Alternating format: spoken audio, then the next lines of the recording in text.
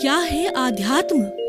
दर्शन, चिंतन धारा, विद्या या संस्कृति की परंपरागत विरासत। आध्यात्म दर्शन यानी जीवन का शाश्वत सत्य। मानव जीवन से जुड़े शाश्वत सत्यों को जानिए और समझिए उपासक डॉक्टर सोहनराज तातेड़ से हमारे खास कार्यक्रम आत्मविज्ञान में। आत्मविज्ञान यानी सही दृष्टि, सही सोच। भाई और बहनों, मातृशक्ति को नमन। स्टूडियो में आपका हार्दिक स्वागत है। अभिनंदन है, सत्कार। आत्मविज्ञान साइंस ऑफ द सोल कार्यक्रम के अंतर्गत हम आपको सही दृष्टि, सही सोच, राइट विजन, राइट थिंकिंग के तहत आपकी जो नकारात्मक सोच है उसको हम सकारात्मक में बदलते हैं। हमारे पास में कोई जादू नहीं, टोना नहीं, कोई क्रिया नहीं, कोई जंतर नहीं, कोई मंत्र नहीं और कोई तरह का हमारे पास में वैसा सिस्टम नहीं। हमारा एक ही उद्देश्य है कि नकारात्मक सोच को हम टिप्स के द्वारा, सूत्रों के द्वारा, अलग अलग एपिसोड्स के द्वारा, शिक्षा के द्वारा, उपदेश के द्वारा जो है वो आपको सकारात्मक में बदलते हैं। और ये सारा कार्य हम अलग अलग एपिसोड्स के माध्यम से करते हैं। तो आज का हमारा बहुत ही सुंदर एपिसोड है, वह है जो अपना कुदरत का कानून। हमने पहले परिभाषित किया कि कुदरत, कुदरती रचना और कुदरत का कानून अब हम बता रहे हैं। कुदरत का हमने बताया कि सारा ब्रह्मांड, सारा कॉस्मॉस और सारी दुनिया है वह कुदरत है और वो पंचभूतात्मक है, पृथ्वी, जल, अग्नि, वायु, आकाश से बनी हुई है और इसकी रचना के 6 कॉन्स्टिट्यूएंट्स हमने बताए। अब हम कुदरत के कानून की बात करते हैं। कुदरत का कानून क्या है? As you will sow, so will you reap. जैसा बोगे वैसा काटोगे, जैसी करनी वैसी भरनी। बोया पेड़ बबूल का, आम कहाँ से पाए। जैसा आप करोगे उस ध्वनि की प्रतिध्वनि आपको मिलेगी। Exactly to the action there is equal and opposite reaction. हर एक्शन का रिएक्शन होता है और हर घटना का जो है कोई कारण होता है, उस कारण से कार्य होता है। कार्य कारण का सिद्धांत है, ये सार्वभौम सिद्धांत है, ये यूनिवर्सल ट्रुथ है और ये हर समय पर लागू होता है। तो हमारा कुदरत का कानून भूत, भविष्य, वर्तमान में लागू होता है। ये सनातन सत्य है। ये हम आपको बताना चाहते हैं कि कई जो है दर्शनों की ये थ्योरी है कि भगवान है वो व्यक्ति के अच्छे डीड्स होते हैं, उसको पारितोषिक देते हैं, अवार्ड देते हैं और जो उसके बुरे कर्म होते हैं उसका पनिशमेंट देते हैं पुण्य पाप के रूप में। और कुछ ये कहते हैं जैसे कि हमारी इस्लाम दर्शन है वो ये बताता है कि जब शव को गाड़ दिया जाता, कयामत आती है। जब जो है वो कयामत जब आती है तब उसके बाद के अंदर जो है अल्लाह उन सब लाशों को उठा के बोलता है और उसका विवरण लेता है। अच्छे कार्य किया है तुम जन्नत में जाओ, बुरे काम किए तुम जहन्नम में जाओ। तो हम उससे मिलती जुलती बात बताना चाहते हैं, वो ये है कि ये सारा जो संचालन होता है कुदरत का होता है वह अपने अपने जो चेतन तत्व है, जो कर्मों का अर्जन करते हैं उस कर्मों के अनुरूप होता है। तो हम कहना चाहते हैं को सुख को दुख देत है और कर्म देत झकझोर और उर्जत सुरजत आप ही और ध्वजा पवन के फेर। आपने देखा होगा कि हनुमान जी के मंदिर के ऊपर ध्वजा है। जब तेज वायु का झोंका आता है तो कभी उलट होती, कभी पुलट होती। कौन करवाता है? वो हवा का झोंका करवाता है। इसीलिए किसी व्यक्ति को सुख मिलता है, दुख मिलता है, अपने किए हुए कर्मों के अनुरूप ही मिलता है।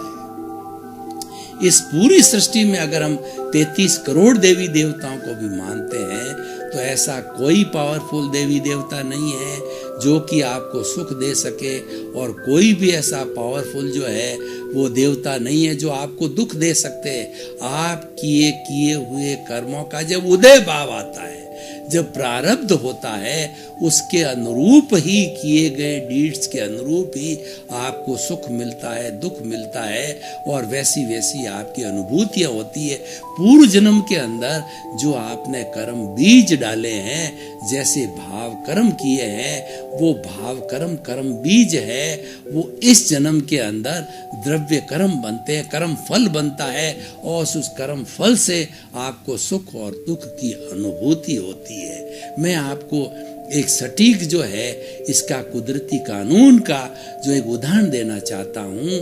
मैं आपको जो है भूत भविष्य और भूत वर्तमान और भविष्य तीनों को जोड़ करके जो है वो बताना चाहता हूँ, क्योंकि तीनों जुड़ते हैं जब होलिस्टिक होता है। देखिए कि वर्तमान समय में मैं सोहन राज हूँ, और पूर्व जन्म के अंदर मैं जो है मोहन राज था, और भविष्य के अंदर यशवंत राज बनूंगा।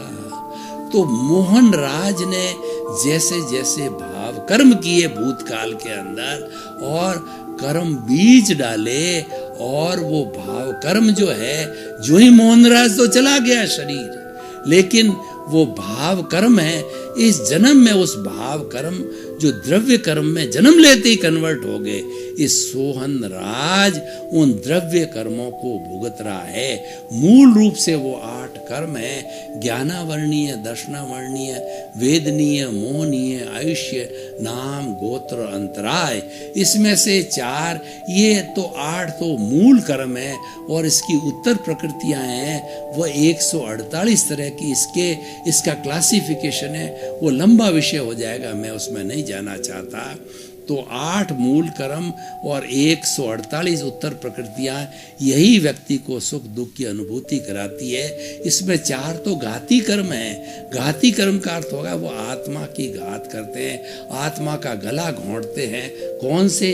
ज्ञानावर्णीय कर्म, दर्शनावर्णीय कर्म, मोहनीय कर्म और अंतराय कर्म। ये 8 बड़े बड़े पर्दे हैं जो हमारे इस जो है भुवन भास्कर, जो पूर्ण प्रकाशमय हमारा शुद्ध स्वरूप आत्मा प्रभु भगवान जो भीतर विराजमान है, ये 8 कर्मों के कारण ये शरीर मिला है। 8 कर्मों के आवरण के कारण ही सुख दुख की अनुभूति होती है। 8 जब वॉश हो जाते हैं तब ये आत्मा एकदम जो है वो जड़ से मुक्त हो जाती है, और वो प्योर होकर के मुक्ति मोक्ष में चली जाती है, वो परमात्मा बन जाती है। तो हमारे जो है ज्ञानावर्णीय कर्म ज्ञान का पर्दा डालता है। व्यक्ति की बुद्धि नहीं होती, व्यक्ति की स्मरण शक्ति नहीं रहती, व्यक्ति को कुछ भी याद नहीं होता, व्यक्ति पढ़ता है वो भूल जाता है, उसको ज्ञान नहीं चढ़ता, और पढ़ाई भी नहीं होती है, वो अनपढ़ रह जाता है। ये ज्ञानावर्णीय कर्म है। अब ये कर्म क्यों बनता है, ये छूटने क्या कारण है, अलग विषय है, उसमें मैं नहीं जाना चाहता। उसमें जाना अगर जाऊंगा तो कुदरत का कानून है वह रह जाएगा, शेष रह जाएगा। और दूसरा दर्शनावर्णीय, दर्शन का अर्थ होता है श्रद्धा। भगवान ईश्वर के अंदर श्रद्धा नहीं करने देता, श्रद्धा पे पर्दा डाल देता है। और ज्ञानावर्णीय कर्म जो मैंने बताया है, ये आंख पे पट्टी के समान है।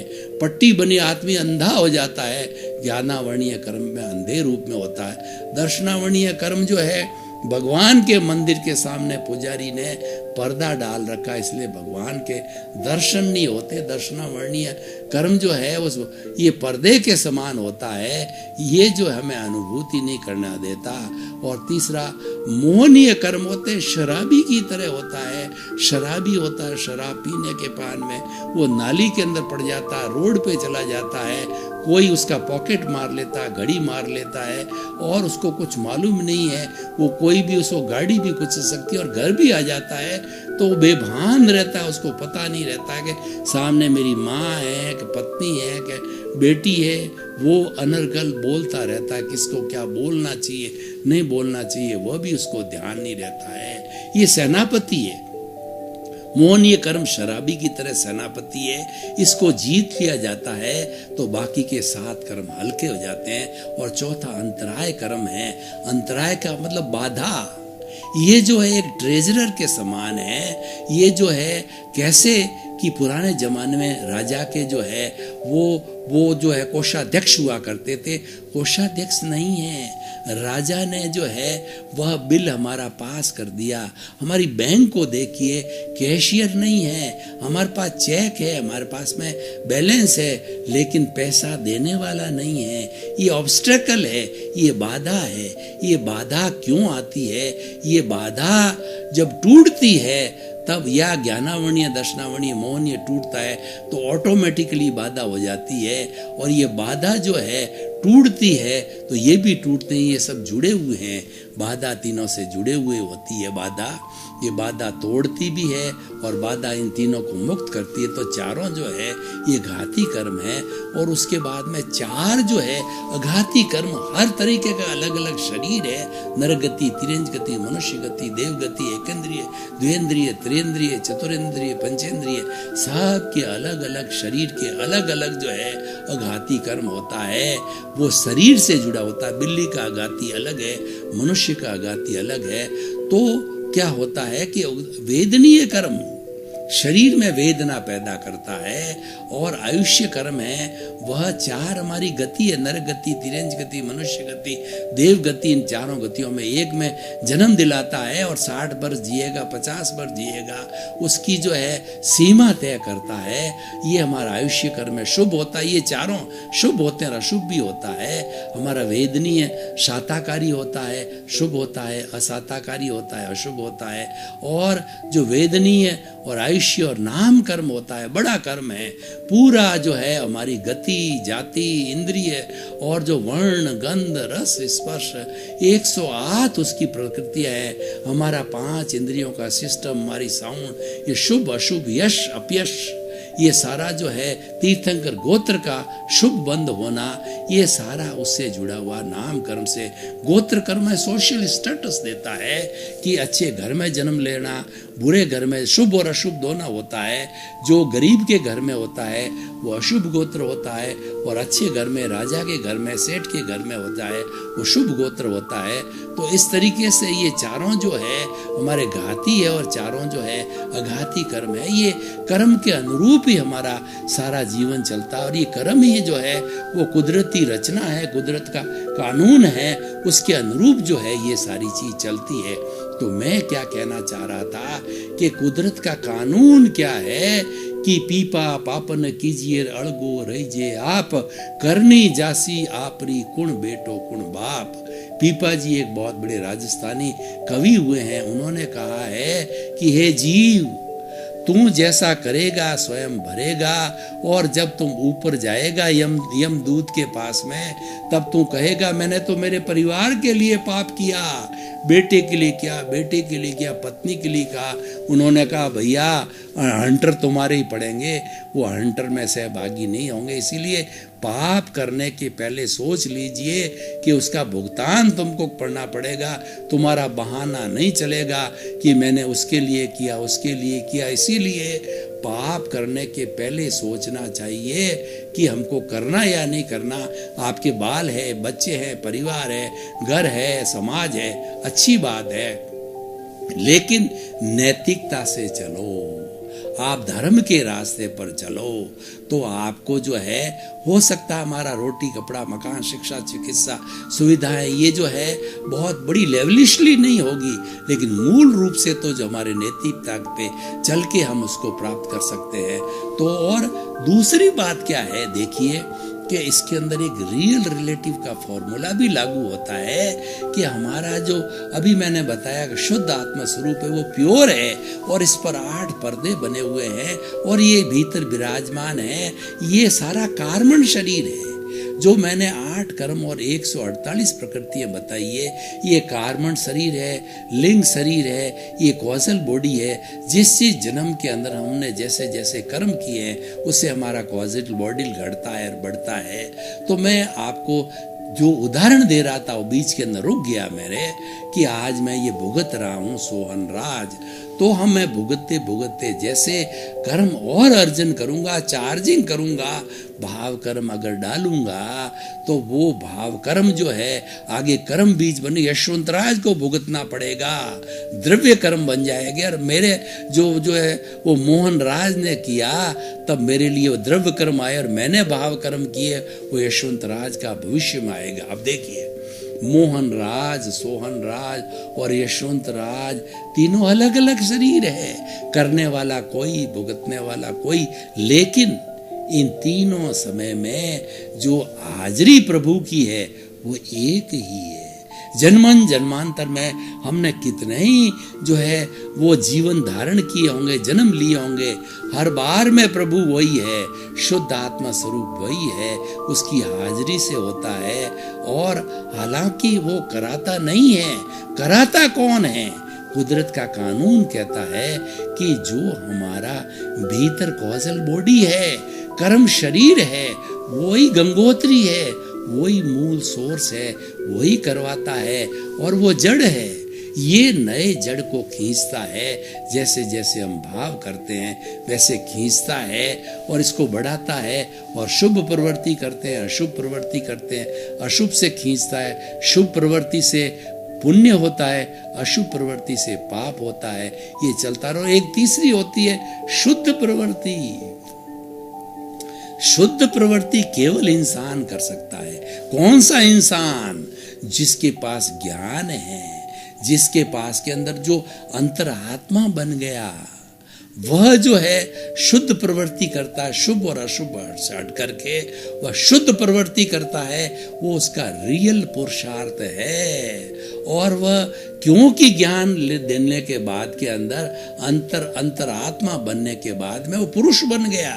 ज्ञानी पुरुष ने कहा कि हमने तुमको पुरुष बना दिया है, तुम्हारे अगले नए हमने आपको प्रतीति, जागृति और अनुभव करा दिया। आत्मा नए कर्मों का बंधन नहीं होगा, और पुराने कर्म आपके बर्फ की शिला की तरह जो जमे हुए हैं, धीरे धीरे कई जन्मों में, कई अवतारों में पिघलते जाएंगे, पिघलते जाएंगे। आपका नया का बंध नहीं होगा। कौन सा बंध नहीं होगा? आपके जो है 4 तरह के हमारे होते हैं। अनंतानुबंध है, अनंतानुबंध, और दूसरा होता है हमारा अप्रत्याख्यानी, तीसरा प्रत्याख्यानी, और चौथा संजलन। हमको अंतर आत्मा बनने के बाद में अनंतानुबंधी हमारा हट जाता है। वो ज्ञानी पुरुष की कृपा होती है और वो उसको हटा देते हैं। यानी हमारे जन्म जन्मांतर के कर्म नहीं रहते हैं, और जो डाइल्यूटेड होते हैं, 4 अनंतानुबंधी होता है, वो पत्थर के ऊपर लकीर खींचने के समान है। कितनी कठिनाई से वो पत्थर पे लकीर छेनी हथौड़े से मारी जाती है। और जो अप्रत्याख्यानी होता है वो बांस के ऊपर, लकड़ी के ऊपर जो है वो थोड़ा जो कोमल होता है उस पे खींचने की होती, वो आराम से खींच जाती है, और वो होता है। और प्रत्याख्यानी होता है हमारा जो हमारा क्रोध, मान, माया, लोभ, मोह प्रत्याख्यानी होता है। हमारा कषाय कहिए, राग द्वेष कहिए, वह प्रत्याख्यानी होता है। तो वह रेत पे खींचने की मिट्टी के बराबर होता है। इतना ये डाइल्यूशंस के हिसाब से उतना डाइल्यूट होता है कि हवा चली तो वो रेत जो है वापस हो जाता, वापस रेत की, यानी वो नेग्लिजिबल चीज है। ये जो चीज है अनंतानुबंधी को वो काट देते हैं जड़ से। इसलिए हमारे नए बड़े बड़े जो कर्म है, जो कर्म को बांधने वाला होता है, वो खत्म हो जाता है। और संजलन तो पानी पे खींची हुई रेखा के समान है, नहीं के बराबर। ये सारी चीजें बहुत डाइल्यूटेड होती है। थोड़ा ज्ञान को हाजिर करें तो संजलन की स्थिति में उसको ला देते हैं। प्रतीति जितनी जागृति रहेगी वो संजलन की अवस्था में रहेगी, और जागृति होते होते हमें जब ज्ञान दे दिया जाता है ज्ञानी पुरुष के द्वारा, सदगुरु के द्वारा, तब हमें वो 3 चीजों की अनुभूति कराते हैं। पहली होती है प्रतीति, वो हमारे जहन के अंदर, हमारे विचारधारा में, हमारे भावों में ये चीज बिठा देता है कि तुम शुद्ध आत्मा हो। कौन सा शुद्ध आत्मा? तुम ज्ञाता हो, दृष्टा हो और अनंत ज्ञान वाले हो, अनंत दर्शन वाले हो, अनंत शक्ति वाले हो और अनंत सुख के धाम वाले ज्ञाता, दृष्टा और सच्चिदानंद हो, सत्य चित्त और आनंद वाले हो। वो तुम्हारा शुद्ध स्वरूप है, वो तुम्हें बनना है, वो तुम्हारा लक्ष्य है। उस लक्ष्य की हमको प्रतीति करा देते, हमको बिठा देते प्रतीति में और जागृति देते हैं। 24 आवर्स कुछ भी तुम्हारा प्रारब्ध चल रहा है वो तो जड़ है, वो तो लेके आए हो, वो तो यशव मोहन राज ने किया था, सोहन राज भुगत रहा है। तो ये जो कुदरत की कानून क्या कहता है, ये शरीर मिला है पूर्व जन्म के कर्मों के भुगतान के लिए मिला है। तुम अलग हो, ये अलग हो, तुम तो चेतन तत्व हो, तुम तो शुद्ध स्वरूप प्रभु हो, परमात्मा हो, तुम्हें परमात्मा बनना है। और हमने तुम्हें अंतर जो है वो ये ज्ञान करा करके अंतर आत्मा बना करके कह दिया दोनों को अलग करो। जड़ और चेतन का मिश्रण ये बना हुआ है, लेकिन तुम भेद विज्ञान करो। मैं अलग हूँ, शरीर अलग है, ये तो भुगतने वाला है, ये तो लेकर के आया है, ये तो जड़ है, ये नाशवान है, ये जला दिया जाएगा। और जो कुछ भी पूर्व जन्म की यशवंत राज की हुई फिल्म है मन वचन काया की बैटरी रूप में, ये फिल्म जितना ये सोहन राज का 50, 60, 70, 75 का हो गया हूँ, 80 समझिए, 90 समझिए, ये टेप खुलती रहेगी और भुगतान चलता रहेगा। और जब भुगतान 80 वर्ष का आयुष्य कर्म है पूरा हो गया है तो ये स्वाह हो जाएगा, सोहन राज नाम का पुतला जला दिया जाएगा। लेकिन शुद्ध जब ज्ञान साथ चलेगा तो अगर मैंने अच्छे भाव किए और नए कर्म बीज नहीं डाले हैं तो हो सकता है अगला जन्म मेरा सिमंदर स्वामी के चरणों में और 2-3 भावों में जाके मैं या कोई भी ऐसी साधना करे वो मुक्ति की अवस्था को प्राप्त कर सकता है। ये जागृति बिठाई जाती है। अब देखिए, जब हमें ज्ञान मिलता है, हमको अंतरात्मा बनाया जाता है सद ज्ञानी गुरु के द्वारा, ज्ञानी पुरुष के द्वारा, क्योंकि उसकी कृपा से होता है, तब जो है हमें 15% की जागृति थी वो दे देते हैं। ज्ञान देते समय हमें उपदेश और हमें ब्लेसिंग देने के समय में, और 2% का अनुभव, 3 हमारे फोल्डर खड़े कर देते हैं। प्रतीति, जागृति और अनुभव, ये 3 खाने बना देते हैं। तो प्रतीति तो 24 आवर्स रहती ही है, कभी इधर उधर चली जाती है। तो हमारी जो प्रज्ञा है, जो कि हमें जब ज्ञान दिया जाता, आत्मा शुद्ध चेतन तत्व है, वह तो निष्क्रिय है, वह कोई हिलता नहीं डुलता नहीं, उसके शरीर नहीं है। लेकिन आत्मज्ञान होते ही एक भाव सत्ता खड़ी हो जाती है जो प्रज्ञा कहलाती है। वह कभी भी अनुचित काम करने नहीं देती और हमारा पूर्वकृत कर्म अगर कुछ करने जा रहा है तो तुरंत वो मोड़ती है और मोड़ करके कहती तू तो ज्ञानी है, तो इस रास्ते क्यों जा रहा है, हमें सही रास्ते में हमें प्रतीक सामायिक आलोचना प्रतिक्रमण प्रत्याख्यान करा के शुद्ध करती है प्रज्ञा। भाई और बहनों, आपका बहुत बहुत धन्यवाद। आप हमारा आत्मविज्ञान कार्यक्रम बराबर देख रहे हो और देखते रहिए। इसमें चरित्र निर्माण के सूत्र है, इसमें संस्कार के सूत्र है, इसमें बच्चों के लिए, युवाओं के लिए, युवकों के लिए, युवतियों के लिए, प्रौढ़ के लिए, वृद्ध के लिए, सभी के इसमें जीवन निर्माण के सूत्र है। आप देखते रहिए। सर्वे भवन्तु सुखिनः, सर्वे भवन्तु निरामया। इसी क्रम में आपका जीवन आनंदमय हो, मंगलमय हो। आपके प्रति बहुत बहुत शुभकामनाएं। क्या है आध्यात्म? दर्शन, चिंतन धारा, विद्या या संस्कृति की परंपरागत विरासत। आध्यात्म दर्शन यानी जीवन का शाश्वत सत्य। मानव जीवन से जुड़े शाश्वत सत्यों को जानिए और समझिए उपासक डॉक्टर सोहन राज तातेड़ से हमारे खास कार्यक्रम आत्मविज्ञान में। आत्मविज्ञान यानी सही दृष्टि, सही सोच।